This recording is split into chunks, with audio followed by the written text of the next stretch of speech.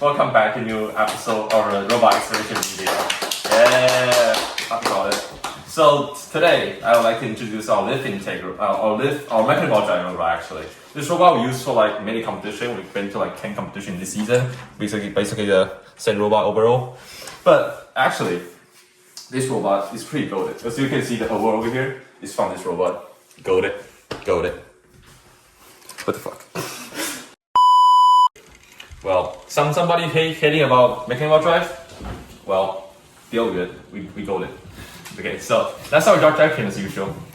So as everyone knows, we have a mechanical drive over here, 4-inch mechanical drive with 360 RPM and 66 watt in total. Many people are asking about our motors, like they think we're using 4 motor on our drivetrain, but no, we use 66 watt, 5.5 watt on top of it, and 11 watt on bottom. So 66 watt in general, 360 RPM, pretty good.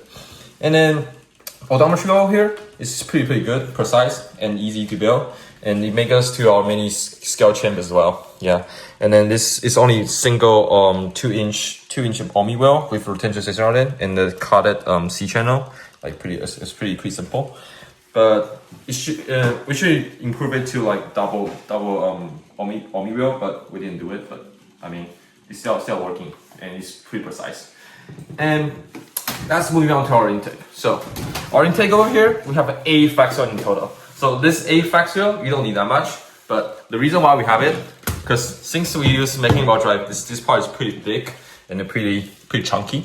We need to intake ring on a very side. So we need more flex wheel to have more grip to grip our ring into our intake. And a result of that was it's pretty good, and it's pretty easy to build as well. Initially we used polycarbonate instead of using C channel over here, but polycarbonate is kind of too wiggly, and then it's not pretty strong enough for us. So that's why I changed to C channel. A little bit heavy, but it worked better a bit. And then, as you can see here, we have 2 5.5 watt motor with 400 RPM in our first stage intake. Why double chain? Because double chain is better. With one chain broke, without chain was still stable. And this performing in our space signature event, perfect. We break that 10 times, and then it's another chain was still working, and then that helped us to win all the matches, basically, almost. And moving on, a slot team did. We're using like the two polycarbonate over here.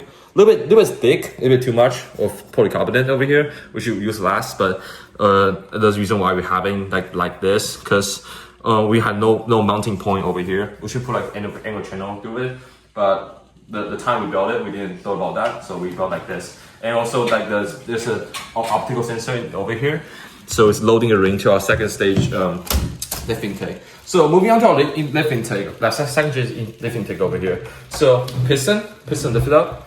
Pretty easy. We have 2 long piston on the side over here. Zoom in. 2 piston over here. Double acting. We use like the red like adapter, like different adapter. It's like this one.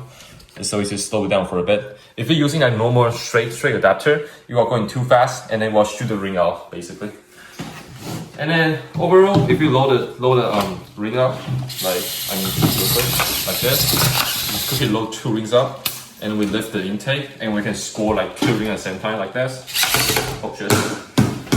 My bad. Don't score it. You won't score it. Anyway. So lift intake, we lift it up, and we also have big cover over here. It's a key point having this lift intake. So this big cover over here actually prevent us to like the ring to fall off. Like as you can see over here, we have a ring load up. And right now, if we have a load up, we have a load up ring like that. When you trigger it, you won't come out. Except that one. Yes, except that one. Don't mind that one. But overall, it won't come out at all. And then push on sideways, you won't drop. Trust. Yes. So let's put it down. Okay, moving on to our clamp mac. So our clamp mac over here, quite simple. It's kind of early season build, but the key point is that we have this polycarbonate on the side to actually have an auto adjusting ability. That even the goes a bit off, you will go back and will auto adjust to right angle and will climb up.